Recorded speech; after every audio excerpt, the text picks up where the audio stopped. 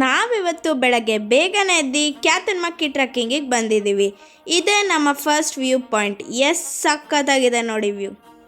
ಕ್ಯಾತನ್ಮಕ್ಕಿ ಎಲ್ಲಿರೋದು ಅಂದ್ಕೊಂಡ್ರ, ಅದು ನಮ್ಮ ಹೊರನಾಡು ಅನ್ನಪೂರ್ಣೇಶ್ವರಿ ದೇವಸ್ಥಾನದಿಂದ ಜಸ್ಟ್ 10 ಕಿಲೋಮೀಟರ್ ದೂರದಲ್ಲಿದೆ.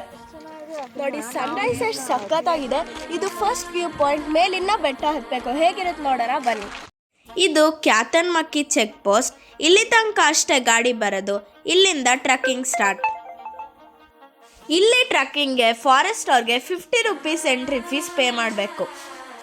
ಇವರು ಗೂಗಲ್ ಪೇ, ಫೋನ್ಪೇ ಯಾವುದು ಅಕ್ಸೆಪ್ಟ್ ಮಾಡಲ್ಲ, ಕ್ಯಾಶೇ ಕೊಡಬೇಕು. ನೋಡಿ ನಾವು ಆಲ್ರೆಡಿ ಅರ್ಧ ಹತ್ತಿದ್ದೀವಿ. ಇಲ್ಲಿ ಇನ್ನೊಂದು ಸ್ಟ್ರೀಟ್ ಇದೆ. ಮುಂದೆ ಈಗ ಎಲ್ಲಿಗೆ ಹೋಗ್ತೀವಿ ನೋಡೋಣ ಬನ್ನಿ.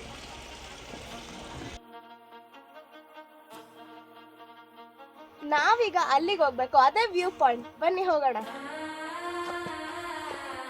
ಇನ್ನೇನು ಹತ್ರ ವ್ಯೂ ಪಾಯಿಂಟ್ ಇದೆ. ಇನ್ 10 ಸ್ಟೆಪ್ಸ್ ಇದ್ರೆ ವ್ಯೂ ಪಾಯಿಂಟ್ ಸಿಗುತ್ತೆ. ಬನ್ನಿ ಹೋಗೋಣ. ಫೈನಲಿ ವ್ಯೂ ಪಾಯಿಂಟಿಗೆ ಬಂದಿದ್ದೀವಿ. ಎಷ್ಟು ಸಖತ್ತಾಗಿದೆ ನೋಡಿ ವ್ಯೂ.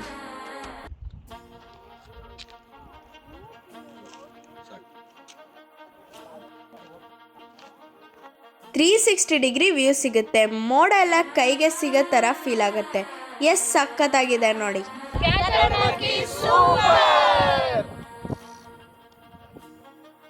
ನೀವು ಒಂದ್ಸಲ ವಿಸಿಟ್ ಮಾಡಿ. Thank you.